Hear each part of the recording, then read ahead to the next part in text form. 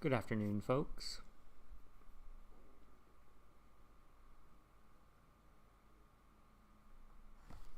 How's it going? Hey, Alex. Okay, so last time we talked about creating functions.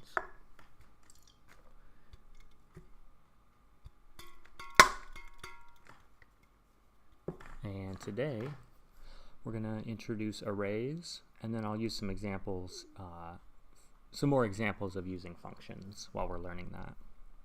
So chapter 8 was functions, and so you can watch the previous video if you want to see the examples of that. But basically we created structures that help prevent us from repeating code.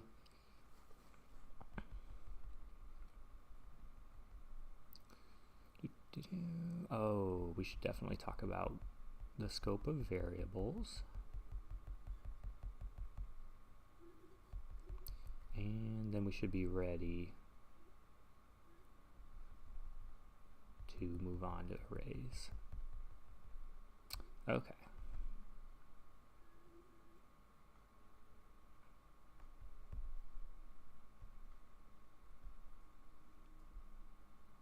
There we go.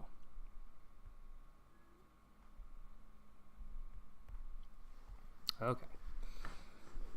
We're going to talk about variable scope here today a little bit, and then in terms of functions, and then we'll also keep moving that forward when we talk about arrays and understanding variable scope. All right.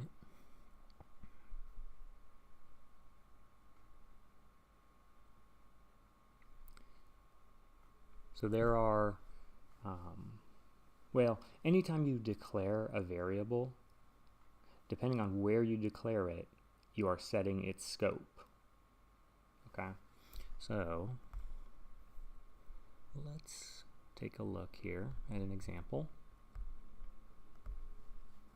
in JavaScript.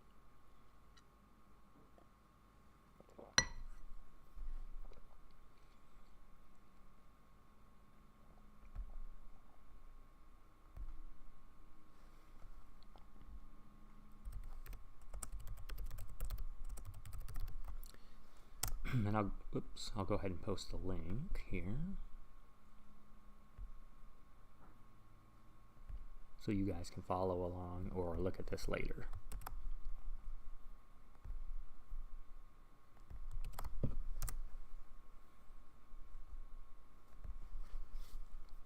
Okay.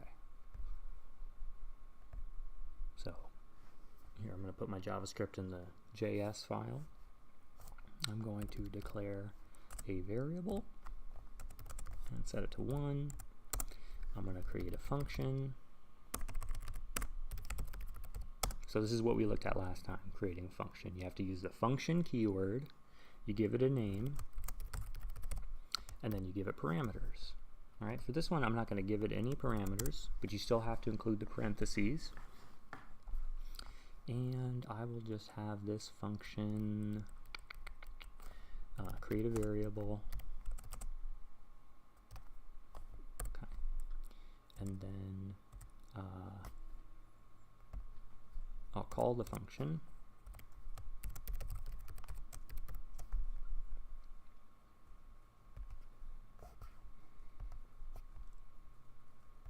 okay, and we'll do console.log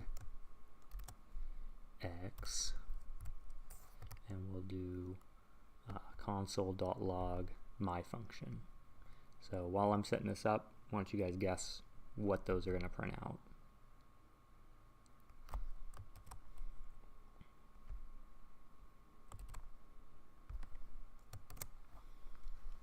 All right, what is line 9 going to print out? What is line 10 going to print out?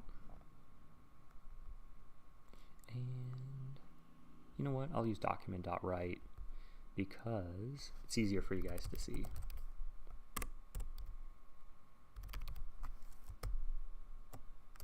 Because it shows up in the web page much larger.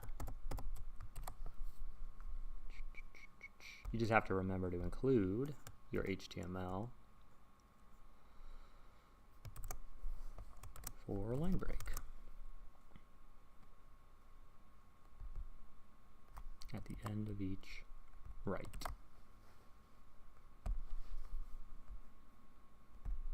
All right.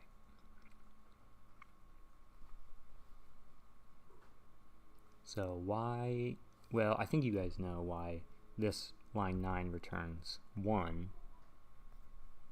here. And I'll use CSS to make this a little bigger.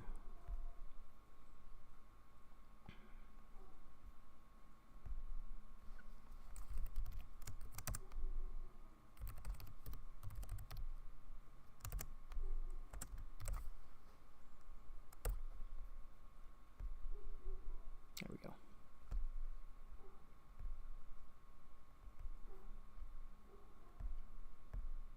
Okay, so we know why this is 1 because we set x to 1 here. Why does this say undefined? So this line here is printing out undefined.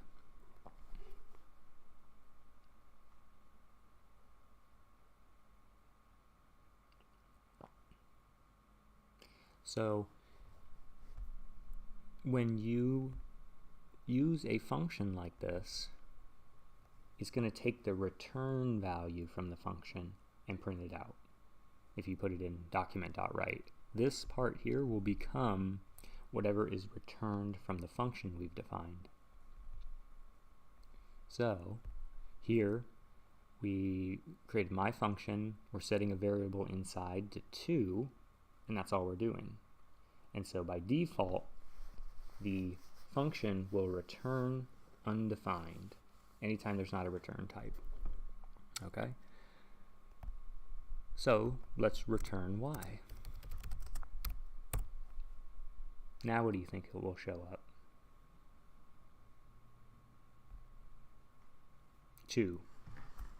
So when we get down to line 12, we've got a few, well, we've got an expression here that we need to remember to use order of operations. So we've got 2 function calls, one to document.write, one to my function. We've got a operator here to add these 2 values together. What order will this evaluate in? So you have to remember order of operations. So parentheses happen first. Okay, so we would, here's our outermost parentheses. All right, so we need to evaluate what's in here. So we look in here. We've got this function call. What is this? This is the HTML for a line break, but what's its data type? This is a string, okay? And this function returns what? Well, the way we have it set up, it's returning an integer. And so here we're going to combine those together to create this message here. But because there are parentheses here, we need to do this part first. This part is going to evaluate first, and so that will call this function. So on line 12, the order of operations says this part, my function, will run first. Okay? We can't complete this expression, we can't evaluate it until this function is done. So it says set a variable to 2 and return the value in that variable. So this will become 2, and now I'm having deja vu, but we can see here what this would actually evaluate to in each step. Kind of like showing your work in math class. You don't have to show your work here. The computer does it for you. But if you don't understand how it's doing it, it's going to be very difficult to understand what we're doing, or how to tell the computer how to do whatever you want. So this will become 2, the int value of 2. That's the first part that will evaluate. And then from there, we have to finish what's in these parentheses. And so we have this value plus this value, or this integer value plus this string value. Okay, JavaScript skips a step for us and will assume integers are strings when you're adding them to strings. So this will become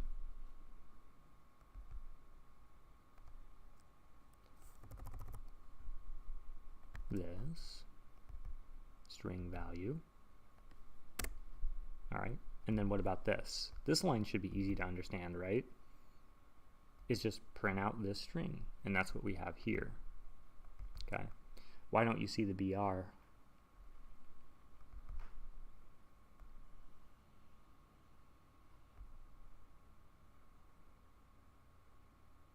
Since we're outputting to a web page, any HTML code will be interpreted by the browser into whatever element it is. So BR is the line break that just pushes it down to the next line. If we open the result here in a new tab with this button on the right, we see the same thing, but if we want to see the source code, we just hit Control, or actually we don't want to see the source code, we want to see how the browser is interpreting this right now. So we hit F12 and go to Elements in the developer tools here. We can see it has a 1 printed out here, and then after that's a BR, and then it has a 2 printed out, and after that's a BR.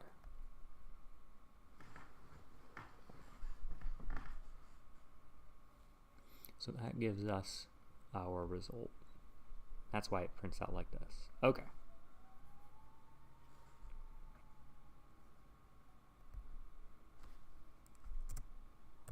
How the expression evaluates. Okay, so now let's try printing out the value in y here. Let me just make sure my audio is working. Yep. Okay. So document.write, and then we'll print out the value in y. What will print out?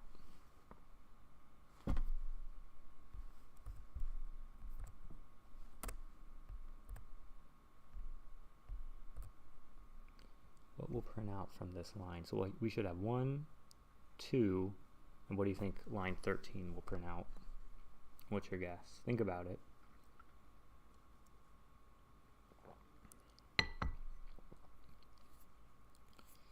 Okay, so this is kind of a trick question. Let's see. Printed out 1, 2, and then a nice error here.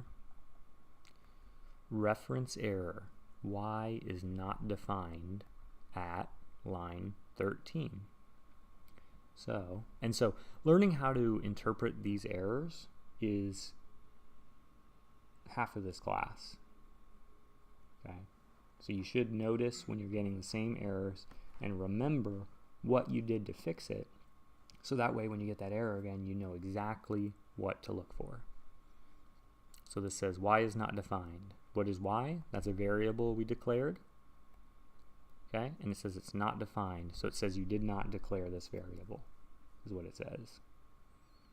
Why is it saying that? Why is it saying that I'm not declaring this variable? So here I'm declaring and initializing x, and then here I'm declaring and initializing y, and that's only going to happen when you call this function, right? Remember that the code in a function does not run until you call it.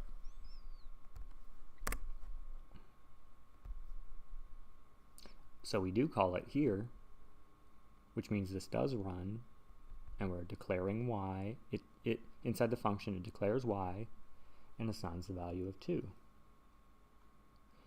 So why is it saying we didn't do that here?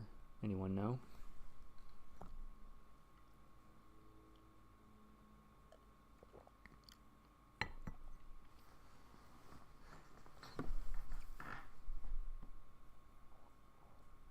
So this is a result of incorrect use of variable scope. So the way you should read this code is we declared x and we assigned the value of 1. And then we defined this function here, which does nothing other than prepare the code to be used. And then we do some boring stuff here, and then right here on line 10, we're saying write y. Okay? But above that, where we call the function, notice how we have open and close parentheses here. This is how you know this is a function. Even though I named it my function, I could name a variable my function, and it's not a function unless you have it defined like this. So how do you quickly look at and determine functions? You look for the parentheses after an identifier. So here, this x is not a function because it doesn't have parentheses. What about right? Is right a function? It does have the parentheses here and here, which means what's inside, this is the argument for the document.write function. This will be used in the code for whatever the write function does. Okay. So my function also has parentheses, so we know it's a function. It won't work without the parentheses.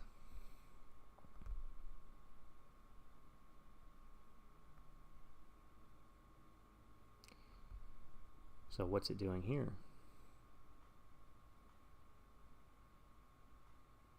It's just printing out the function signature and the code, I guess. That's not what we want. We want the value from that. So to have that code run, we have to use the parentheses. Okay? And so when you run a function, so here on line 9, when we get to my function, the program stops reading from this point. It pauses, and then it goes back up to wherever that function is defined. Okay, and if there were arguments, they would be passed in as parameters here. There's none in this case, but then it will declare the variable y and assign 2 to it, and then it will return that value. So it's going to return 2. Now what it doesn't say, so when you hit a return, the function will stop. Nothing after that will happen. But what it doesn't say is when a function is done, anything declared inside of it disappears. So that's why we have to use return, so that way we can get the value back out of the function when we're done. Because nothing we create in there or do in here is going to exist after the function is done. So we get our number on line 4, and then we return it on line 5. Everything. So that means the y we declared here just disappears. So that's why we can't reference it down here on line 10, because it no longer exists. And so we say that this y is outside of the scope in any place outside the function. Okay? And let's see, make sure it works. Okay, so it goes. Did I have an extra parenthesis somewhere? Yeah, we don't want this one. Okay. So it says 1, 2, and then y is not defined. If we set y, we declare it using var, it still doesn't work here. And let's set it back to let. Okay, and then we'll let y equal x plus 2. Okay. Will x that we declared outside the function be visible inside the function? Will this be a value of 1 at this point? What do you guys think?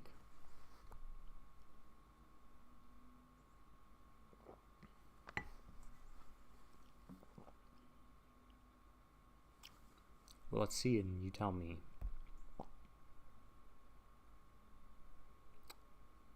So our output is 1, 3. What does that mean? What happened? And if you say, I don't know, then you may not understand how the code is running.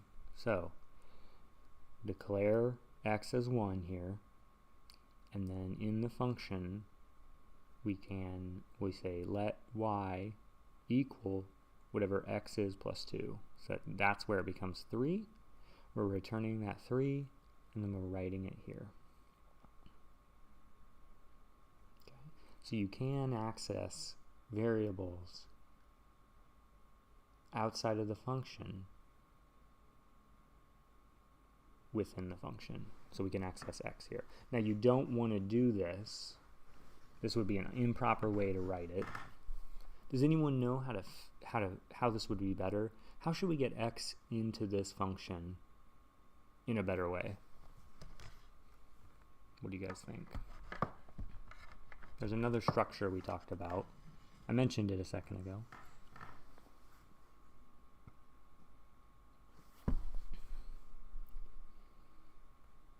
And so if we just pull x in here like this, it will be hard to keep track of where x has been set and where it's coming from. Because remember, the code we write in this class is extremely short, and it's generally all in one file. But in the real world, your code is going to be spread out over multiple files potentially, and it's going to be a lot longer than 13 lines. So it's really important that we follow the standards so that our code stays organized and it can be easily maintained. Okay, so instead of just using it here, it would be much better to use a parameter. And so to do that, in the function definition, you just have to provide a name for your parameter. I'm going to call it input number. So now this function before said I can only work if you give me 0 arguments. Now it says I'll only work if you give me 1 argument. You have to give it 1 argument for this to work. Okay, and then instead of x here, we don't want to access a variable that's been declared outside of the function. Wyatt, you're exactly right. So we're not going to use x here anymore. We're going to change it to the name of the parameter. And then down here, where we're calling the function, this won't work.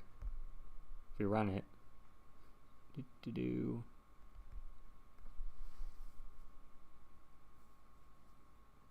we're getting this result. Does anyone know what this NaN is?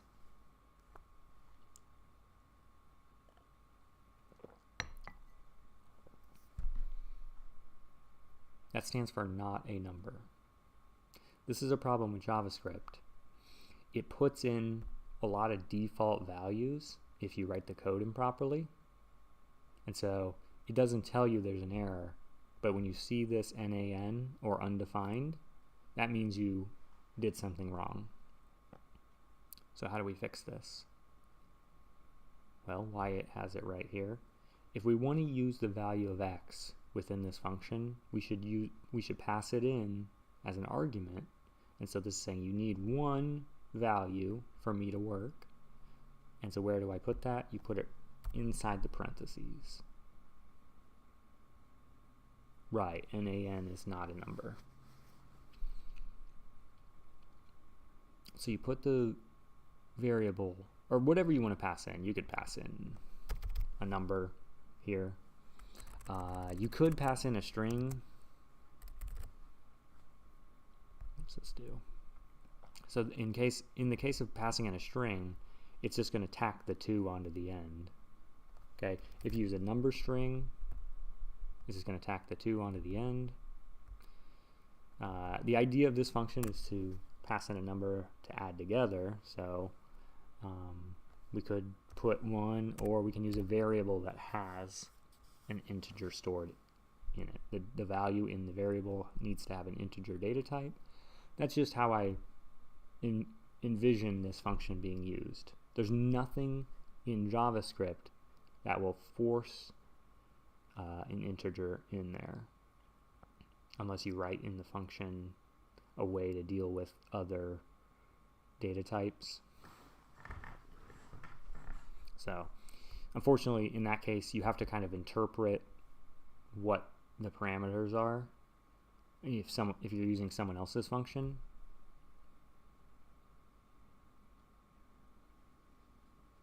Yeah, you're right. You're exactly right, Wyatt. You can have more than one parameter.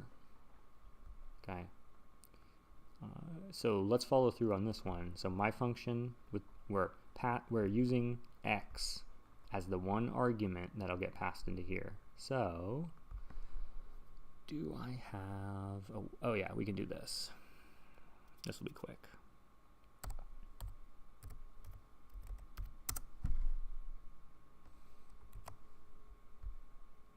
Okay.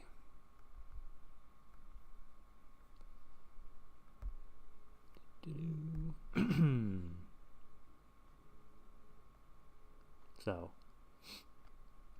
up until line 9, this code runs one line at a time, and then when it hits this my function with an argument of x, it's going to take the value from here, put it in there,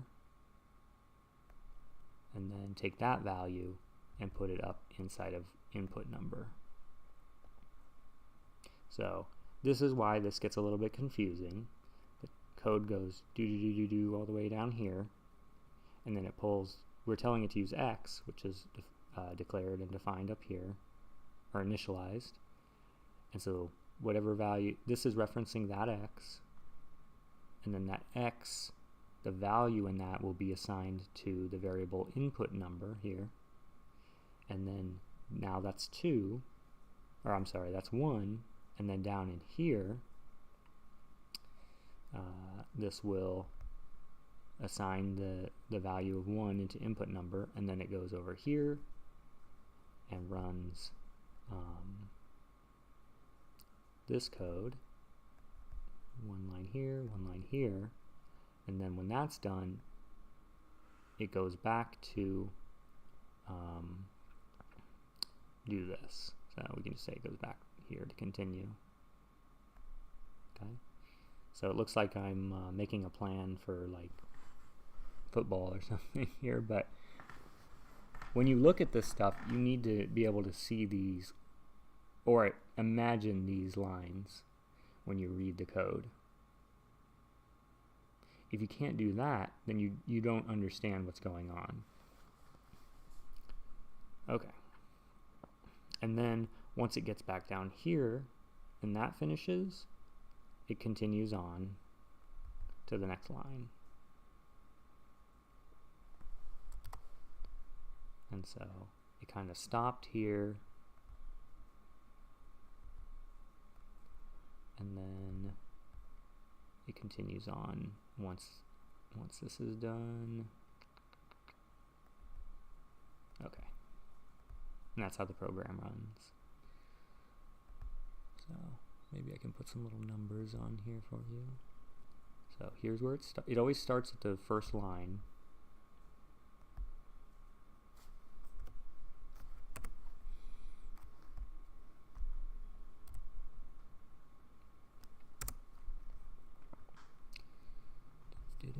I'll post this picture for you guys, because I know you're gonna study it so much. Okay, that's still not big enough. We need some bigger.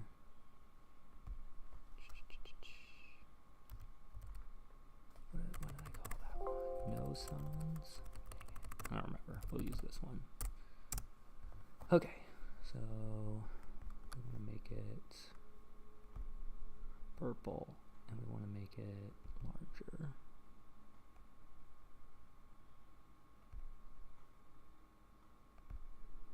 Okay, so 1, so it's starting up here. And then down here, this is 2.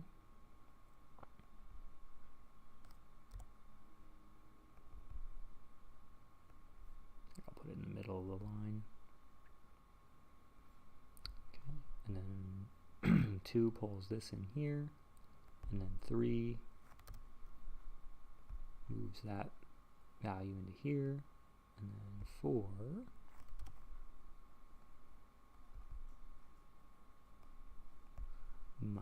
uses that value, or sets whatever value came from here into here, and then we come over here to start running these lines, so that's 5.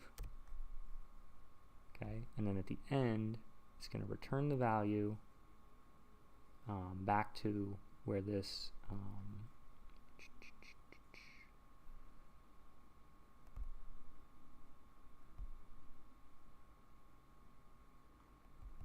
function call is. So we'll replace this with the result of this, and that will be step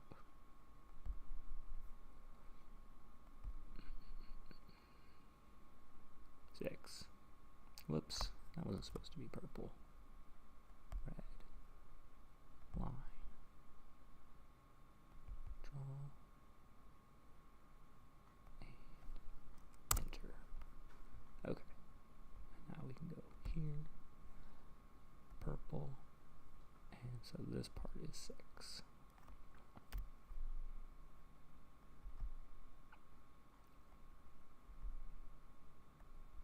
Okay.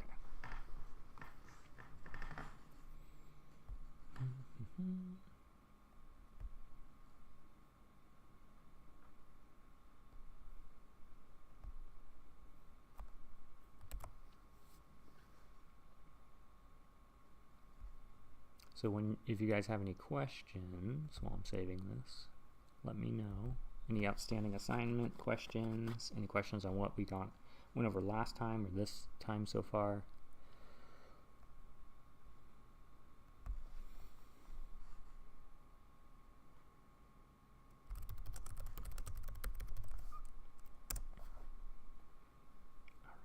And then I can come in here.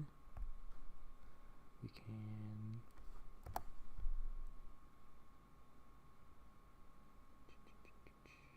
copy the link, and I'll just post it in here.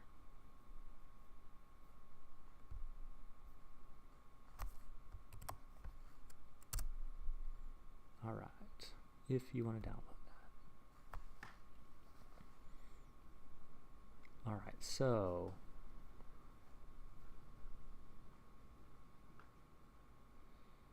it's important to pay attention to variable scope and to follow, because in JavaScript some of these things are flexible, kind of like, you don't have to put semicolons at the end of your lines to make it work, but you should.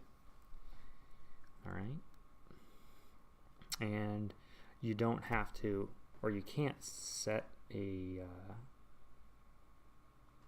expected data type here. Oh, do you know the answer to that, Wyatt?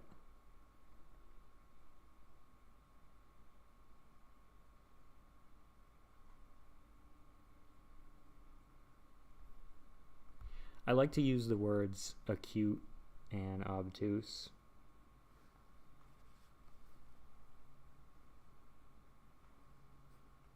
Outside of talking about angles.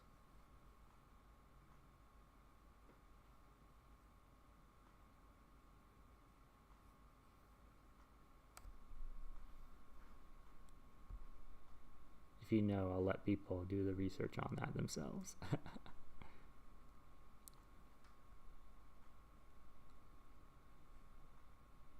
I know, I created that.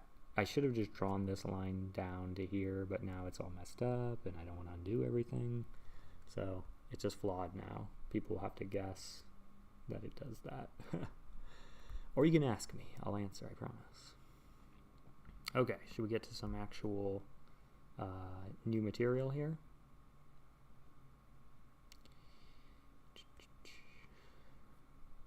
So it says local variables. Variables declared within a module are only local to that module.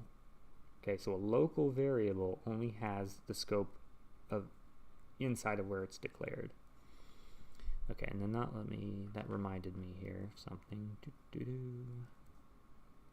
I think in a for loop,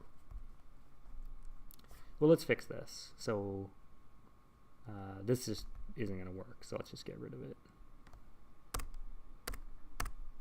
Okay. Let's make a for loop here. For x equals 0, well, x is less than 10, and x, we'll increment it by 1 each time. And then we can do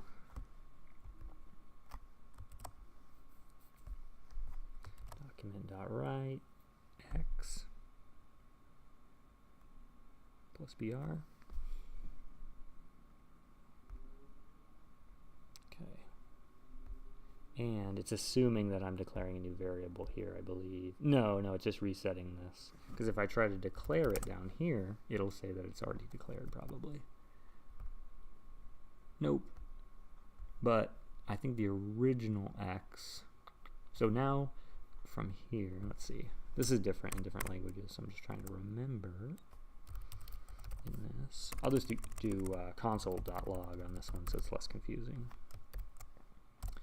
So, how will I know, in this case, whether this is going to print out the value of this x, or if it's going to print out the last value from this for loop? So x will end at 9 here. What's going to print out in the console? 1 or 9?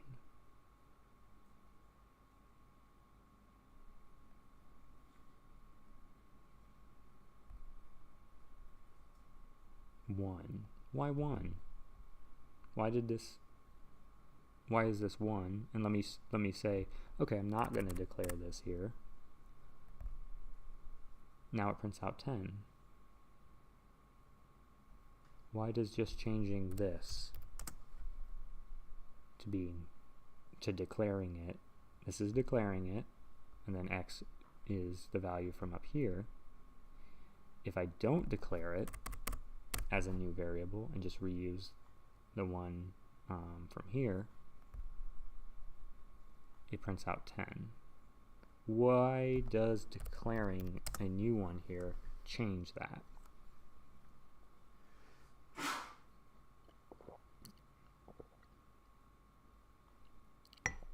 And which way is better?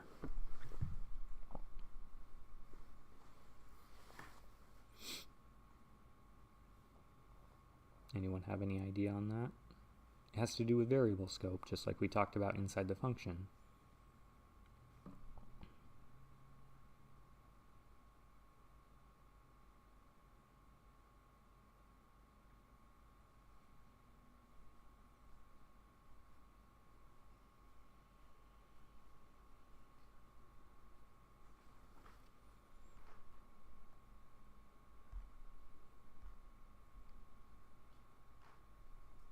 So, in a for loop, anything you declare, so let's do this, and you shouldn't declare the same variable over and over again in a loop like this. So let's say let result equal, so I'm assigning the value of x to result here, and then let's print out result. What do you think will print out?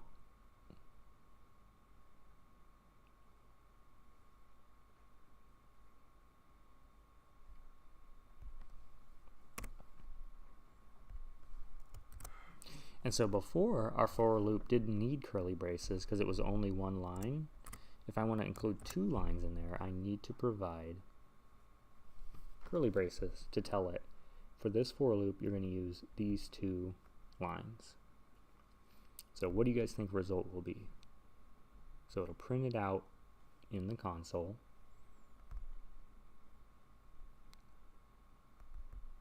Uh-oh, result is not defined. Okay, so we saw this before. Why is it not defined?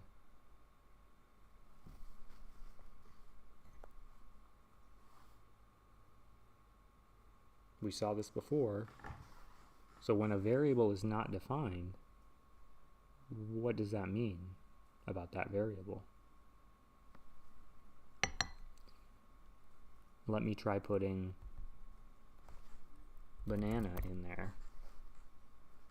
So what is this if I just put banana like this? It's going to think it's a variable.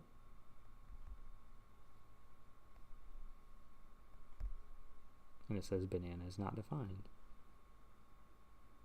You're right, Charlie. So since we were declaring this variable within the for loop, we can only use it inside of here. Now, let's see. Let's make sure. Let and var are different in a way that is weird. So look, if I do var and I try to print out result, it says 9. If I do let,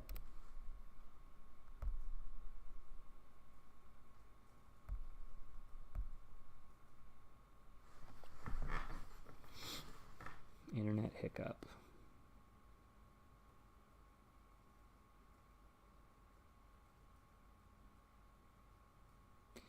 It says not defined. So with var, it becomes 9.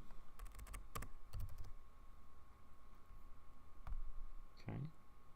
And then with let, it says not defined. What can you tell me about var and let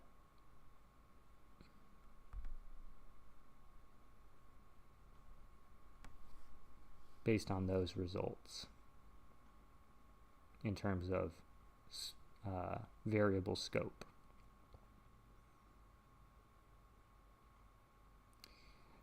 That's exactly the right question, Charlie, and the answer is sometimes.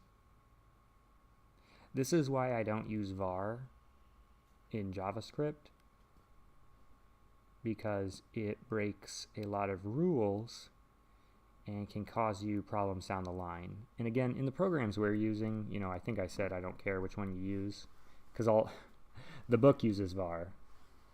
And that's a very kind of small-minded, that sounds offensive. It's kind of an ignorant way to code. That's even worse, but there's people in the logic class that aren't going to go on to be programming majors. And the book says var, and I don't want to confuse them, but if you guys are programming majors, you're going to want to use let, because that it will make JavaScript more similar to the other programming languages and how they work. And the problem with var is I'm declaring this within a for loop, and so in any other language, that's not going to exist anymore with however you declare variables in whatever language. But if you do it with var, it does, and it persists. And then later, you could use that, and you might be expecting it not to use the value declared here. And so all kinds of weird stuff can happen.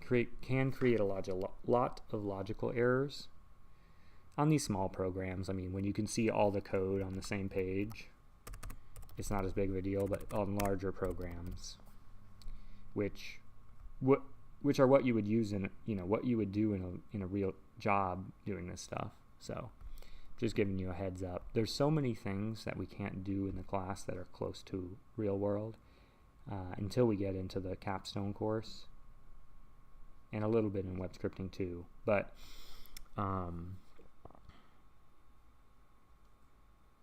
so I try to point out some of the differences, especially in logic. This is all about learning just the structures of programming, not about how to program for business and whatnot, professional level developed code. Okay, so that's why we should use let. Okay, and so you guys are asking, is var, does that make var global?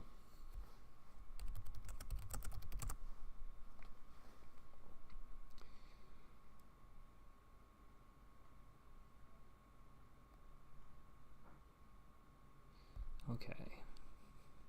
And I always have to look this up because it is in some regards, but not in others. So let's see what the question was.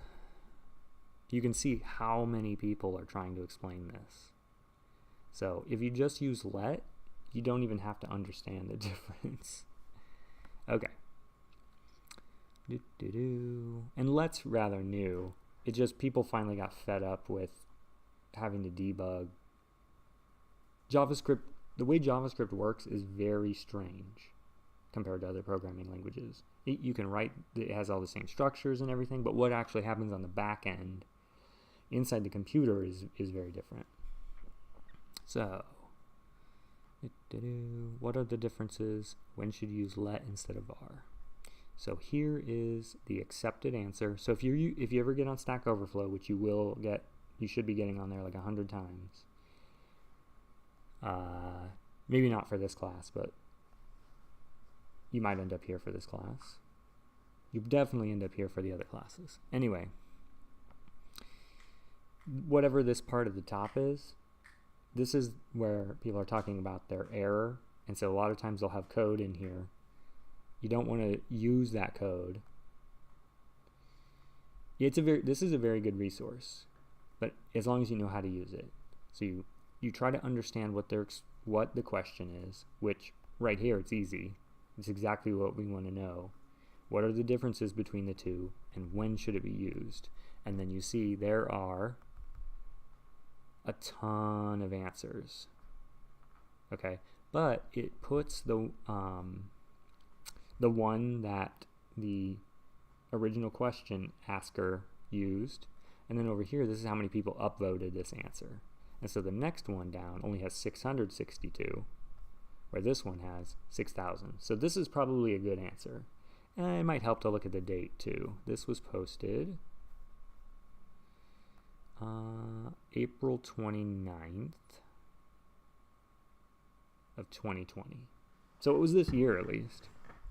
And so it says, or it was edited in that date. Okay, main difference is scoping, which is what we're talking about right now. Variables declared by var are scoped to the immediate function body. So, inside of a function, it will create a local variable that you can't use outside the function. Now, if you use var inside of an if statement or a loop, like we saw, you can access it outside of that. The let keyword only scopes the variable to the immediate enclosing block. Okay, and so what is that? Well, in this for loop, anywhere where you see open and close curly braces, that's considered a block of code. So if you inside one of these, if you declare a variable using let, as soon as the block is done, that information is wiped. You no longer have access to it. And so the reason why let was introduced to the language was function scope is confusing. Okay. And was one of the main sources of bugs in JavaScript. Okay.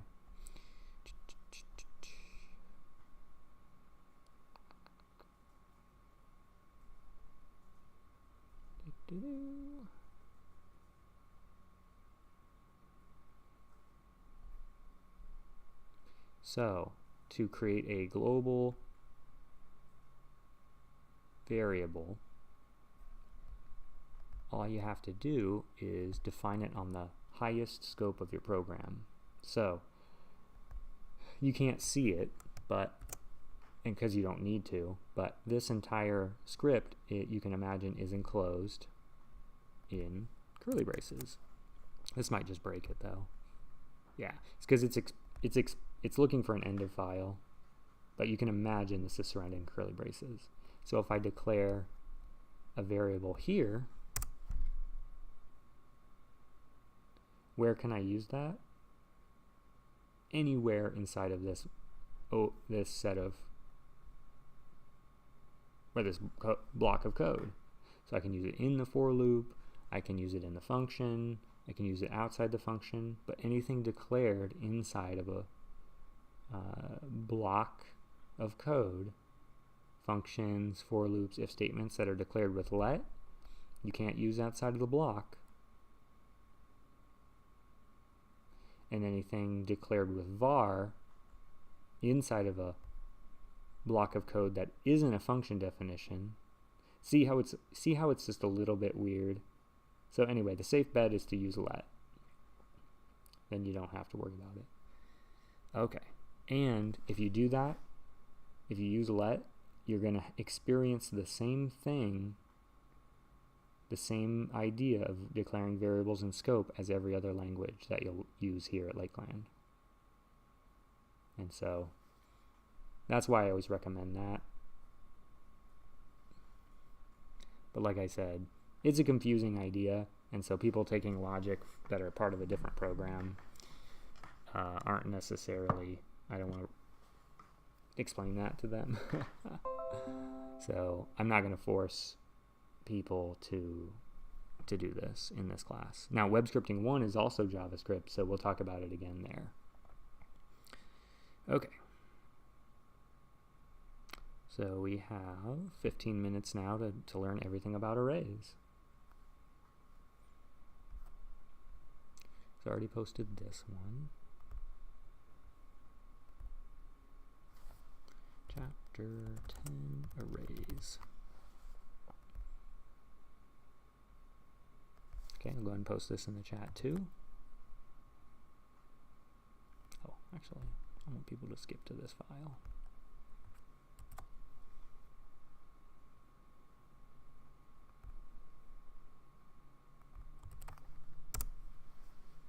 All right.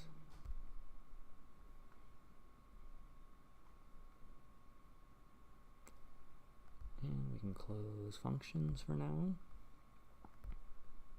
So arrays. Arrays are the final piece of the basic programming structures that are basically echoed throughout every other language, every other non-functional language. There are functional languages, I'm just not very familiar with them. Okay. So we'll learn how to make an array, how to use it.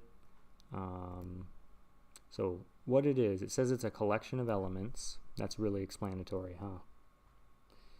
Let me make it simpler for you.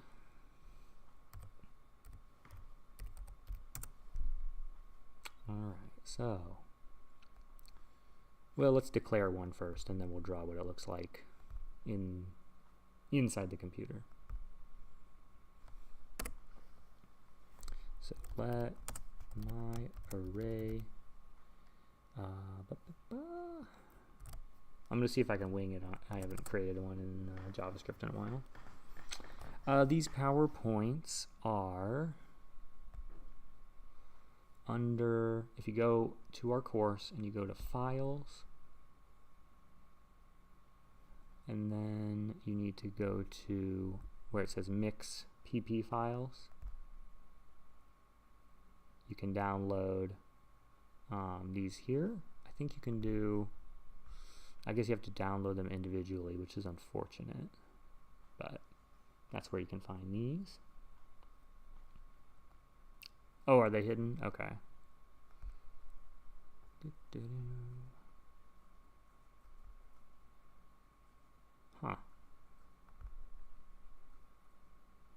what about, I think I put a link right, maybe I didn't. Oh, try this PowerPoint video lectures, let me see. And then you can go to chapter 10 and it will download this.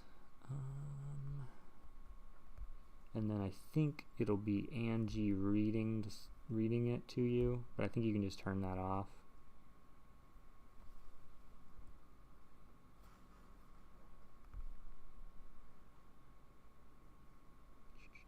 Or I guess you can just look at them that way. Let me know if you can access them from there, Alex.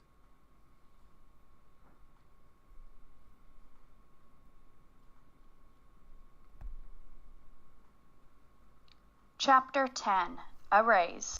So if you play it, you can have Angie read it to you if you want, or you can just read it yourself. Okay.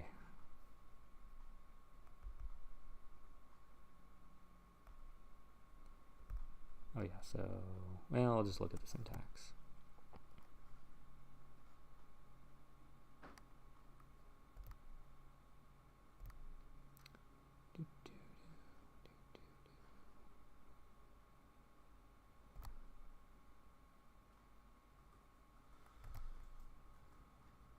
There we go.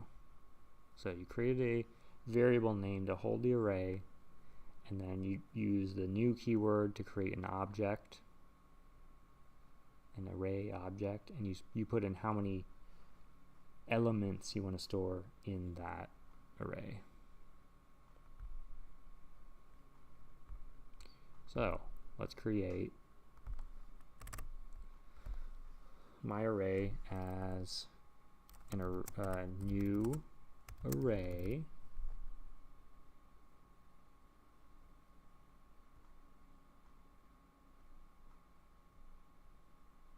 Yeah, I think I just forgot to push back the later chapter, so I'll just have to fix that.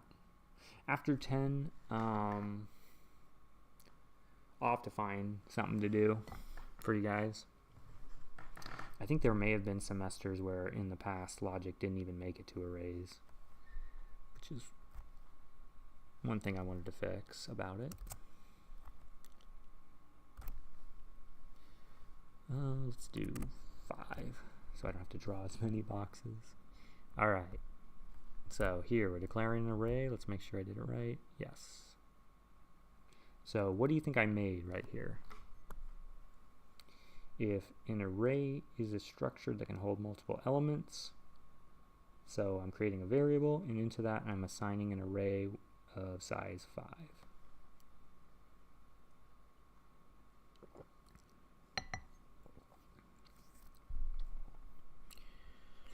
Yeah, we have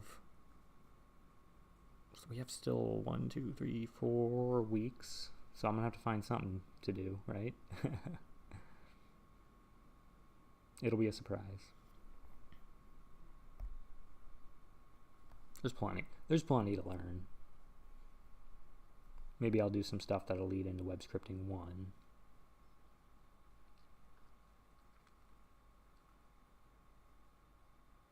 Probably how to use text boxes and buttons and things. Okay, so what does this look like, do you think? So an array is a structure that can hold 5 elements. I like to think of them as it can hold 5 distinct values. Okay, so that looks like this. If we had a variable, okay, that would look like this. 1 box to hold 1 value. Okay, whoops. So let's say we put 7. If we assign a value to a variable, it's a box that can hold 1 value. All right. So now when we create an array, like we did in the code there, that looks like this.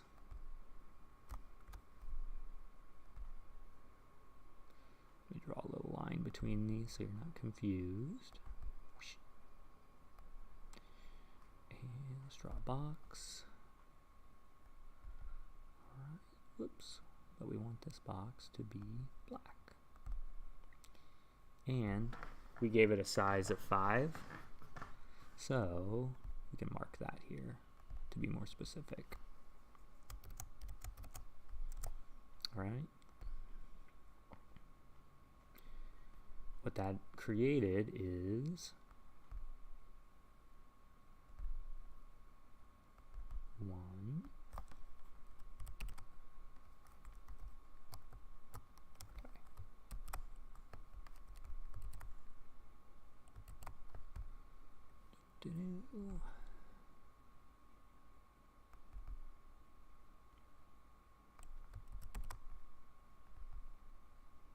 2,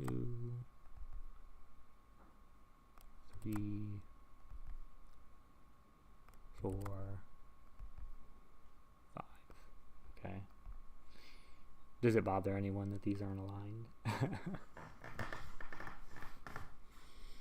And what are the values in here? Well, let's find out. Let's try to console.log my array.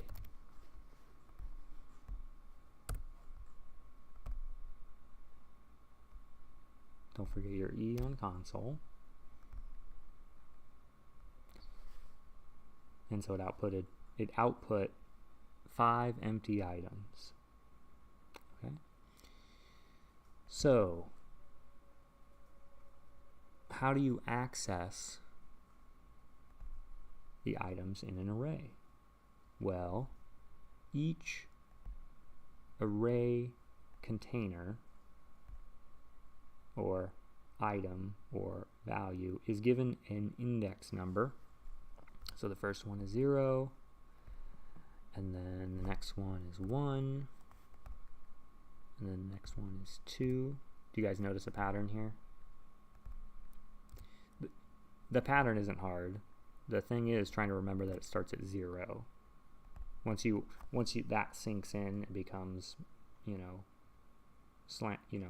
stuck in your brain, then you're fine. Up until then, it really messes people up that arrays start at 0. Everything in a computer starts at 0.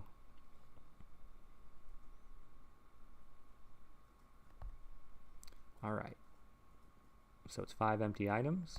Let's put something in the first item before we print it. And so we've already created the variable for an array. How do we get into the first, store something in the first spot? Well, you can use it just like a variable. We can put my array, and then in square brackets you tell it which index you want to access. We're going to access the first one, which is 0, and we'll assign a value in there. Let's put 7. Actually, I just want the value of 7, not the string. Okay. Now what does it say? It says we have 7, and then the rest is 4 empty items. Okay. So let's put some numbers in the rest.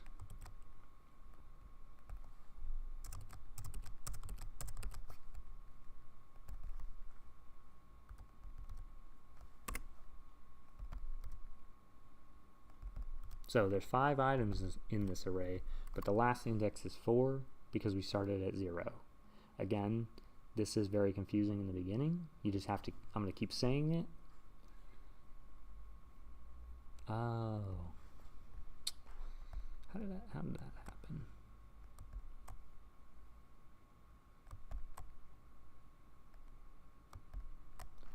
Alright, and then we'll put some random numbers in here. 13. 25, 76, and 1 million. Right now, if we print it out, we can see here's the 5 values: 7, 13, 25, 76, and 1 million. All right. Which one of these values do you want to win in the lottery? $7 because you want to be a modest person and don't. Getting $1 million creates a lot of problems in your life. People never talk about that. Okay. Okay, so, printing this out here is really useful for debugging to check what the values are in there easily. Now, you don't want to use this for accessing the values, though. If we want, let's say we want to add all of the values together in this array and find the sum. We could do console.log myArray 0 plus myArray 1. Let's just do 2 that way so you can see. All right, 0, 1. Whoops. We actually want this to be plus 20. That's the sum of 7 and 13. But we want to get them all, and I don't want to type all this. What do you think we can use instead?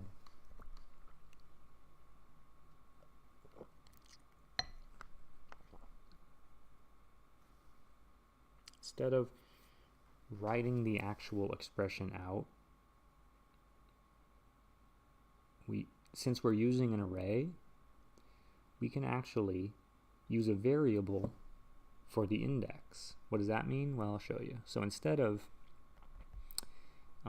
printing this out like this, we can use a variable here.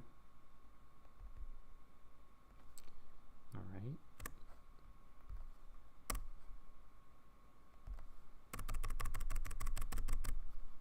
Okay. And a good way to interact with arrays, to fill them or pull the values out, is using a for loop, which we just used a while ago. So let's do for j equal, let j equal, so we're assigning 0 as a starting point. We're going to go, how many spots are going to be in the array? There's 5. Okay, and so we want this to go 5 times, starting at 0. So we want, while j is less than 5. That'll include, since it's starting at 0, 0, 1, 2, 3, 4. Okay? And then, since we used, okay,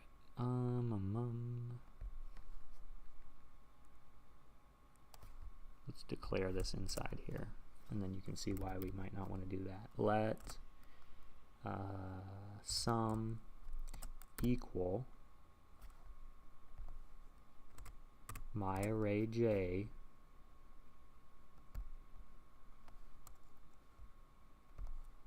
plus sum. Or you could do this.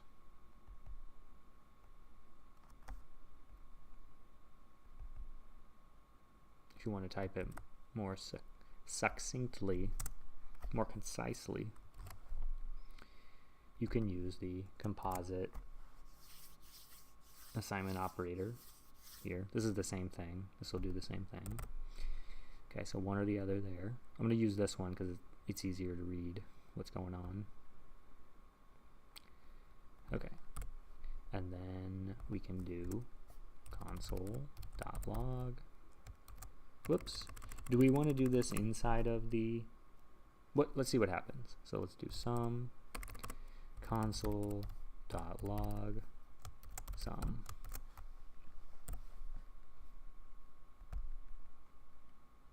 And, oh, we have multiple lines in this, so we have to include the curly braces. And at 14, oh, I didn't finish this. We wanted to increment by 1. Thank you, Wyatt.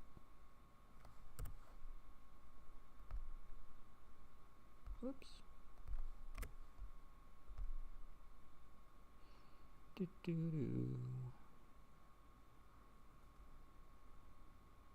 Okay, and so we can't use sum to add together while this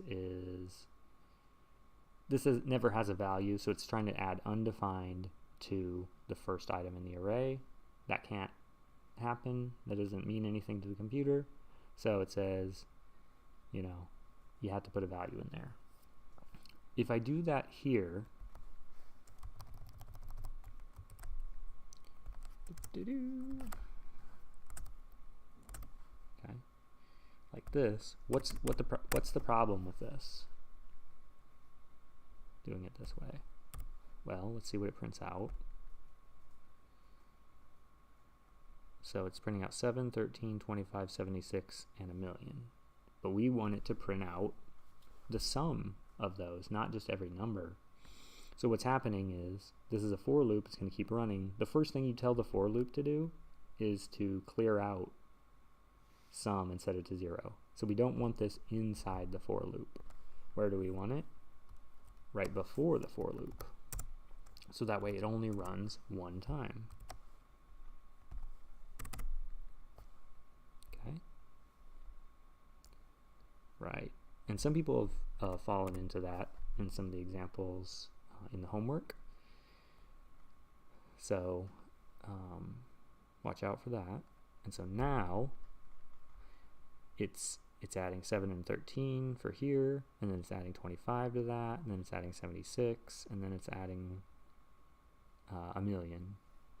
And so we get the sum here. Now what if we only want to see the sum after we're done? What do I change?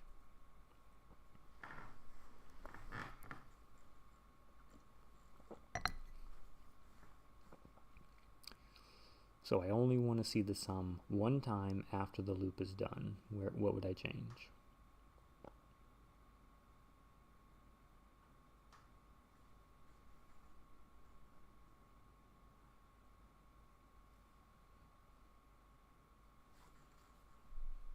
Right, you just take the part that you only want to happen one time out of the loop. But there we go. And because we declared sum at the highest level of the program, we can use it inside of another block and access it outside of that block. If we had declared it inside, we couldn't print it out here. All right, so we have looked at how to create an array, how to put values in the boxes by using the index here. And so instead of doing 0, 1, 2, 3, 4, if you want to do this in less lines, you could make a for loop. Yeah, you know what, I'm watching myself on my phone as I do this, and that's weird that it's doing that. I'm sure it's the internet, or every time I'm done using this webcam, when I set it down, it like slams into the table. So that's my bad. Or it might be the lighting. It's very weird lighting in here. Okay. Or it might be YouTube. All right. So anyway, this is what you'll be using for the assignment in terms of arrays.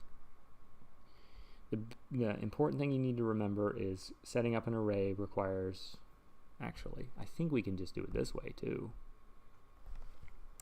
Let my second array equal 1, 2, 3, 4, 5.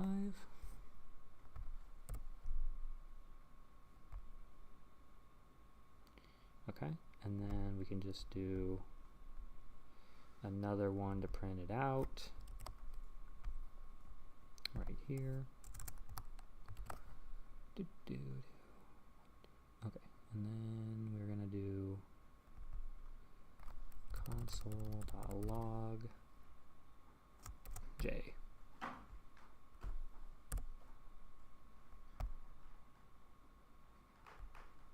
console.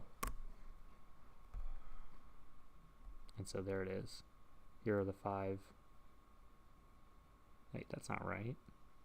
Oh, not J. I want to do my second array J.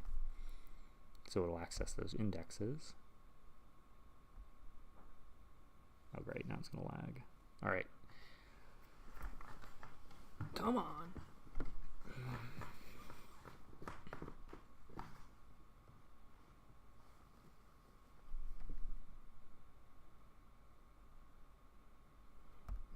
Oh, there it is. 1, 2, 3, 4, 5. Those are the values in here. This is an easier way to declare an array.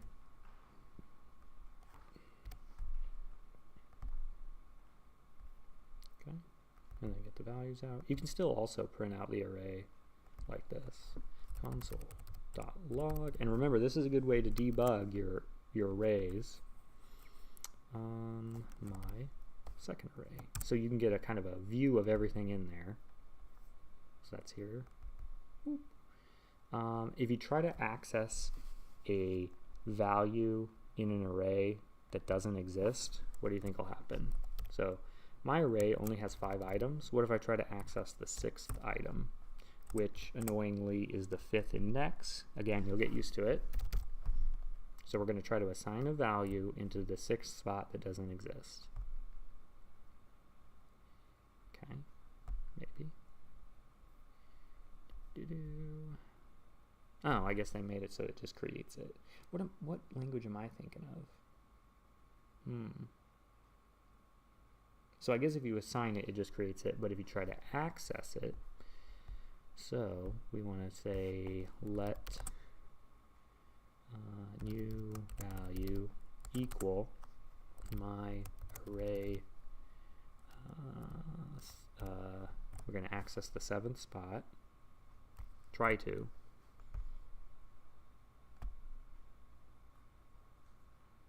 And so after it prints out these, that, and these, it is just going to ignore that. Okay. Huh. I must be thinking of a different language. What about if I set my for loop to 100 here? So this is another weird thing with JavaScript. But look, every spot that isn't defined is undefined. Let me try it with my second array, since we created that one separately. Oh, we already did. Okay, so I tried it with my array. So anyway,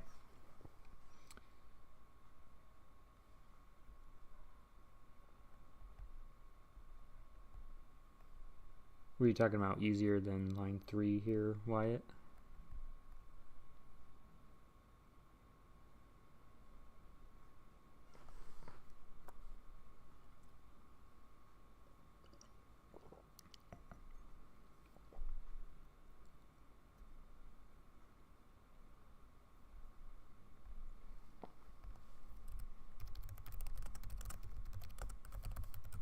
There's a lot of different syntax for these, I think. Here's the official documentation. So here, this is the way I prefer to do it.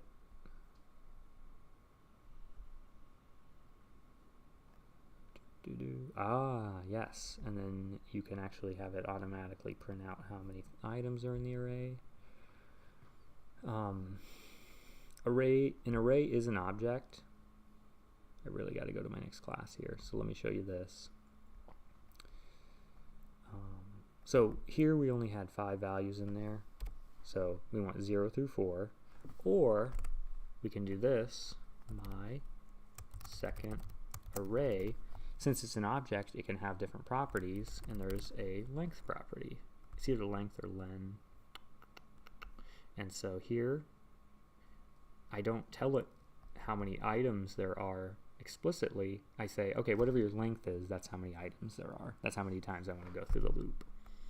And that way, if you add more values, you don't have to go back and adjust the number in all of your for loops that might be using that array. And then the last part was another thing here, using a for each loop.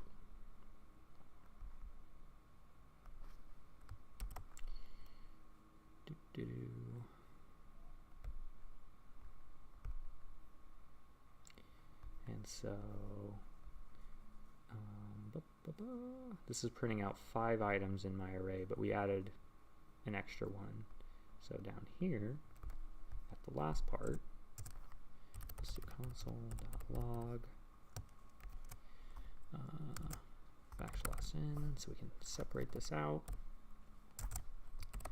And we can do, again, since it is an object, we can also call methods or functions from that object. We can do my array dot for each, and then this is an anonymous function call. So it's going to take in from my array a reference to the item, the first item, its index number, and the actual array. Okay, so inside of the for each loop, I can print out this console.log item and index, and then down here we can see index 0 is 7. We can do it the other way around.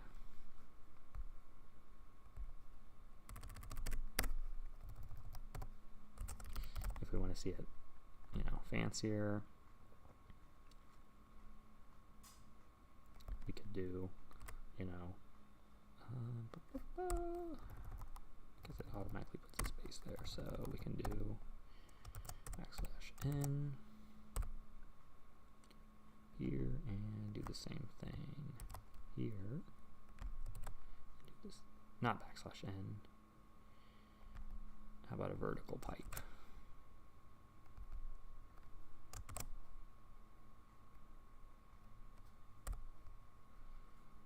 Okay, and then one at the end.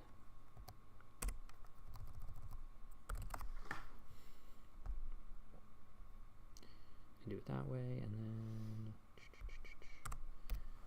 you can mess around and get the formatting better. Alright, anyway, I gotta go to my next class, so try the assignment and let me know if you have any problems. Remember, you can always email me.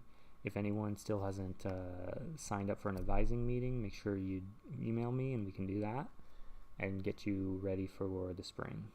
Alright, thank you folks. I'll see you next week.